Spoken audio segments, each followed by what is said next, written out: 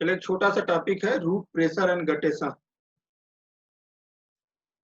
ठीक है, that is also आप एक कह सकते हैं जो हम लोग पढ़ने जा रहे हैं, that is the ascent of sap, how to the plant absorb the water from the soil and move upward from root to the various part of the plant. ठीक है, तो sap is nothing, it is the dilute solution of water and minerals iron which absorbed from the soil by the root and which move upward from root to various part of the plant. That is called as the ascent of sap. इसी को क्या कहते हैं? ascent of sap. तो सबसे पहले process क्या होती है? एक तो दो चीजें होती हैं, एक तो फोटोसिंथेसिस होता है। तो फोटोसिंथेसिस में कार्बोहाइड्रेट का फॉर्मेशन होता है लीफ में। ठीक है, और लीफ में जब फॉर्मेशन होता है तो उसके बाद फ्लोएम के माध्यम से various part of the plant में क्या किया जाता है? पहुंचा जाए, ट्रांसपोर्ट किया जाता है। That is called as the translocation of the food which it take place by the phloem. दूसरा होता है एसेंट ऑफ सैप, क्योंकि वाटर की भी जरूरत है प्लांट को, तमाम तरह के मिनरल्स की आवश्यकता है, तो प्लांट कहाँ से वो लेते हैं? सॉइल के थ्रू एब्जॉर्ब करते हैं, चाहे नाइट्रेट हो या फास्फोरस हो या कैल्शियम हो, तमाम तरह के जो मिनरल की आवश्यकता है वो कहाँ से रिक्वायरमेंट पूरी करता है? Plant through the soil. तो सॉइल में वाटर के साथ प्लांट क्या करता है? जड़ों से एब्जॉर्ब करता है। That solution, that dilute solution is called as the sap, जो एब्जॉर्ब करते हैं root.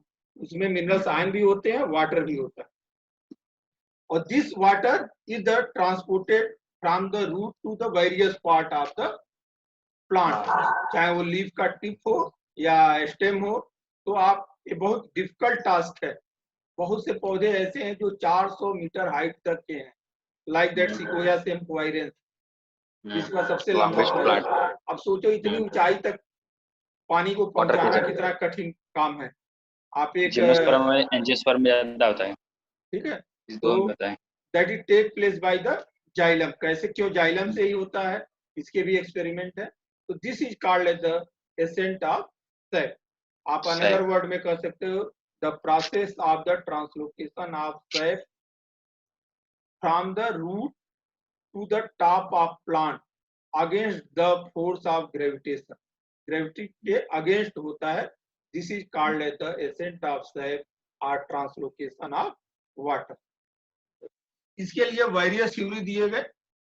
One is the called as the vital force theory, another is the physical force theory, or third one is the root pressure theory. Vital force theory, इस theory में ये कहा जाता है कि जो ये एब्जॉर्प्शन होता है due to take place due to the involvement of the living cells, due to the involvement of the living. Vital means क्या? Living cell, parenchymatous cell. हाँ, पैरेन्काइमेटस सेल्स या तमाम तरह की इस तरह के जो सेल्स है रूट के, वो इन्वॉल्व होते हैं किसके लिए? ट्रांसपोर्टेशन के लिए।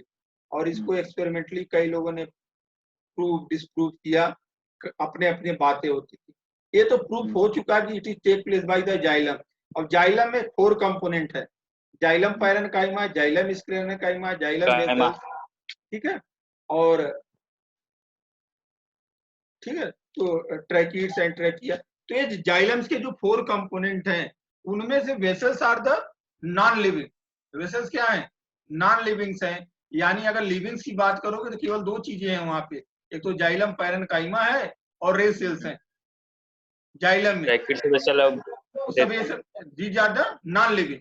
तो फिर इस थ्योरी के अनुसार तो ये हो गया कि भैया अगर लिविंग से होता है, यानी अगर ये तो प्रूफ हो गया कि जाइलम से होता है, क्योंकि हम गर्डलिंग एक्सपेरिमेंट के द्वारा प्रूफ कर चुके हैं। किसी पौधे को ले और उसके बाहर का क्या करो? काट दो, बाहर जो है गर्डिल बना दो, काट के छील दो। फिर भी देखा गया पौधे में ट्रांसलोकेशन रुका नहीं, पानी का, वाटर का ट्रांसलोकेशन रुक नहीं रहा है। It experimentally prove that it take place by the xylem, क्योंकि ऊपर की लेयर में होता है उसमें एपिडर्मिस है, कॉर्टेक्स है और फ्लोएम। तो जाइलम से, यानी अब बचा क्या? Xylem. Therefore it take place by the xylem. अब बात है कि जाइलम में किस सेल से होता है? तो जो पहली थ्योरी थी that is the vital force theory. बस थ्योरी। इस पे कई लोगों ने काम किया, सबसे मेजर वर्क था गोल्डविच। हाँ गोल्डेविस की रिले पंप थ्योरी। ठीक है, जेसी बॉस भी थे हमारे। जेसी बोस भी थे। उन्होंने कहा कि जैसे हमारी धड़कनें होती हैं उसी तरह से प्लांट में भी क्या होती है, नब चलती है, कंपनसेशन थ्योरी। लेकिन ये सब थ्योरी क्या की गई, डिस्कार्ड कर दी गई बाद में। जेसी बोस साहब ने देखो पूरा इन्होंने एक्सपेरिमेंट भी किया, वो बनाए भी थे ऑपरेटर्स, और उससे दिखाया that is the pulsation theory. इसी को क्या कहते हैं, पल्सेशन थ्योरी। उन्होंने कहा पल्स चलती है, पल्स चलती है। और सब थ्योरी को जो है उन्होंने ओवर टोन, एक और मैकडूगल थे, उन्होंने क्या किया, पिक्रिक एसिड और स्ट्रासबर्गर ने उन्होंने लिविंग सेल्स जितने थे उनको, प्लांट को क्या कर दिया, किल्ड कर दिया। ठीक है, by the using of the mercury chloride या पिक्रिक एसिड। ठीक है, और किल्ड कर दिया। फिर भी देखा कि translocation of the water is continue. पौधा मर गया फिर भी ट्रांसलोकेशन हो रहा है, पानी का जो गया हो रहा है नीचे से ऊपर चले जा रहा है। तो अगर ये बात कर रहे हैं कि वाइटल फोर्स की, तो लिविंग सेल से होता तो होता ही नहीं भाई, लेकिन फिर भी हो रहा है। तो एक्सपेरिमेंटली क्या हो गया, this theory is the disprove. ठीक है, इन्होंने हार्ट बीटिंग और तमाम तरह के, क्योंकि अपने देश के साइंटिस्ट थे जेसी बोस साहब, तो इसलिए पढ़ा जा रहा है। But this theory is the not accepted. ठीक है, दूसरी theory I that is the physical force theory.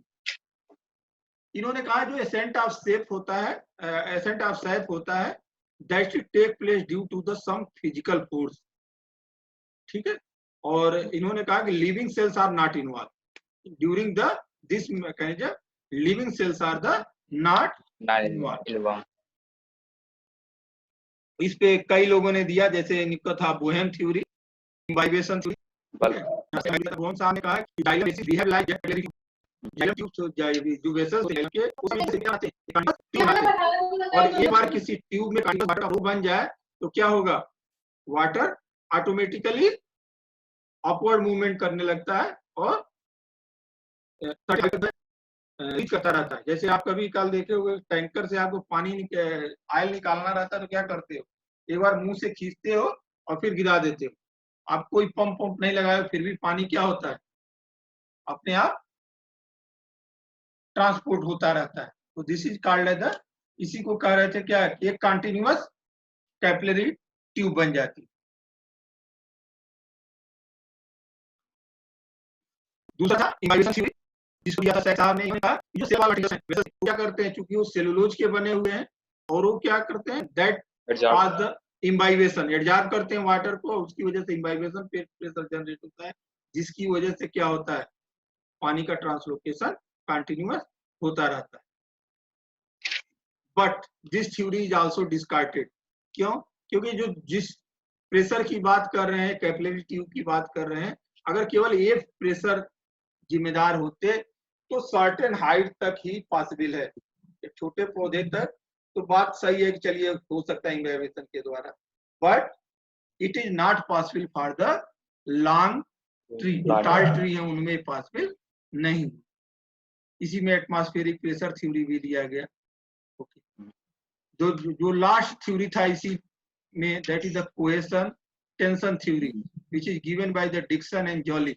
इसने दिया था, डिक्सन एंड जॉली ने दिया था 1894 में। इन्होंने कहा कि दो होते हैं जो इसके लिए, एक तो है एडहेशन, संसंजन बल, असंजन बल।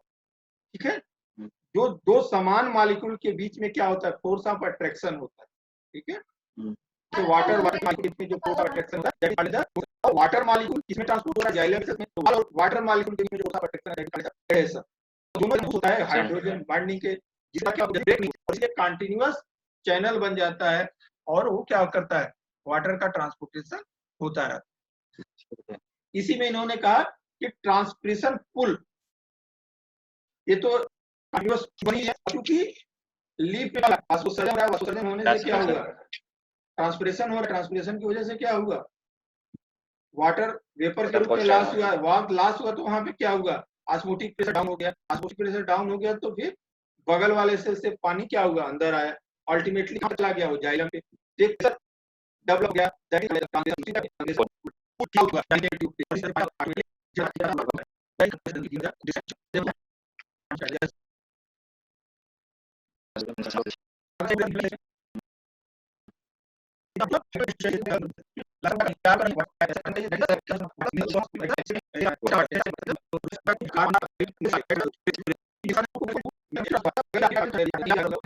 ये बताया ना ट्रांसपरेशन में क्या होता है, 90